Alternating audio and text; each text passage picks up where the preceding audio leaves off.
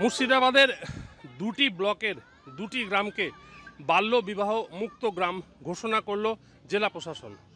বহরমপুর ব্লকের হরিদাসমাটি গ্রাম পঞ্চায়েতের কৃষ্ণমাটি গ্রামকে এবং হরিহরপাড়া ব্লকের খিদিরপুর গ্রামকে বাল্য বিবাহ মুক্ত গ্রাম ঘোষণা করল প্রশাসন। আজকে বহরমপুর রবীন্দ্র সদনে এক কর্মশালার মধ্য দিয়ে এই ঘোষণা করলেন মুর্শিদাবাদ জেলা শাসক সহ বিভিন্ন প্রকল্প আধিকারিকেরা।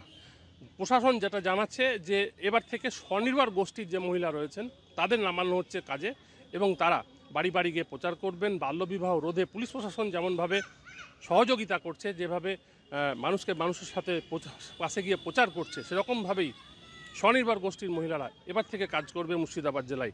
ইতিমধ্যেই যে সমস্ত এলাকায় বাল্যবিবাহ হচ্ছে সে সমস্ত এলাকায় খোঁজ পেয়ে প্রশাসন চলে যাচ্ছে এবং গ্রেপ্তার করা হচ্ছে বরের যারা যাত্রী রয়েছেন তাদেরকে, এমনকি যে নাবালিকা সেই নাবালিকার বিয়ের সঙ্গে যারা রয়েছেন তাদেরকেও অনেক সময় পুলিশ গ্রেপ্তার করছে।